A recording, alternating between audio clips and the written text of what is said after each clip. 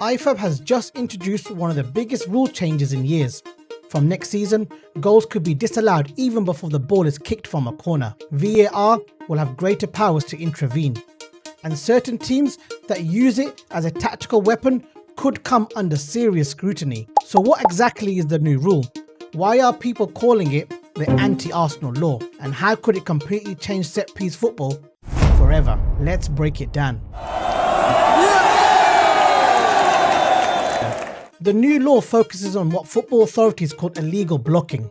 Think of basketball. A player sets a screen to stop a defender moving. Football authorities believe some teams have started doing something similar from corners and free kicks. Under the new interpretation, attackers cannot deliberately block defenders from challenging for the ball. Attackers cannot hold, impede, or screen defenders to create space for teammates. VAR can now review these incidents before a goal is scored. If an illegal block is detected, goal disallowed, free kick to the defending team, possible yellow card, even if the referee initially misses it.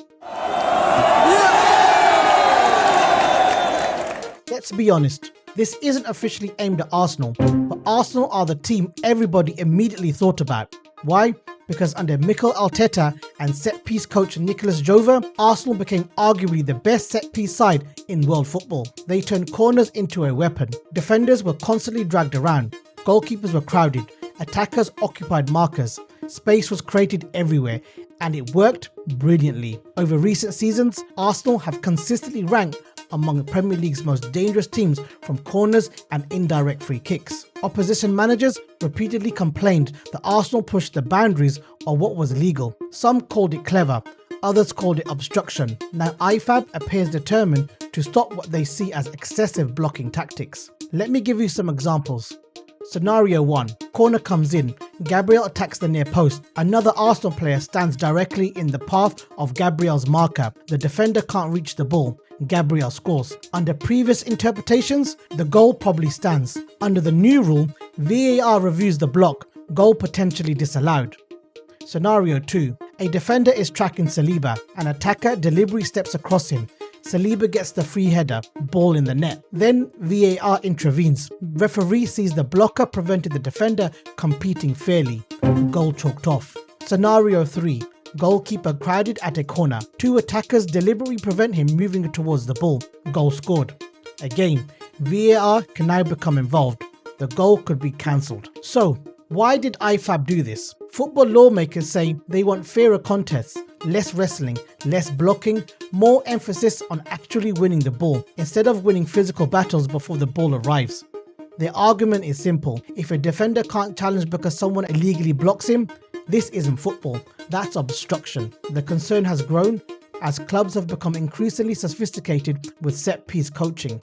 Some teams now spend hours designing routines specifically around movement and blocking patterns. IFAB clearly believes some of these tactics have crossed the line.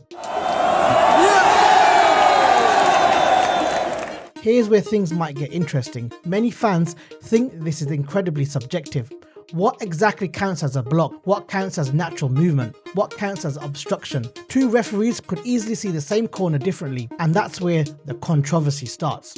Because nobody wants football becoming a sport where every corner goal is reviewed for 30 seconds. Imagine the ball goes into the box, goal, celebration, VAR check. How many times have we seen that before? Just on regular scored goals. Then the referee goes to the monitor and stares for ages. Goal ruled out because somebody moved half a yard into a defender's path. Fans are worried this could create even more VAR debates. And let's face it, football has too many of them already. So how could this impact teams like Arsenal? Well, will Arsenal suddenly become bad at corners?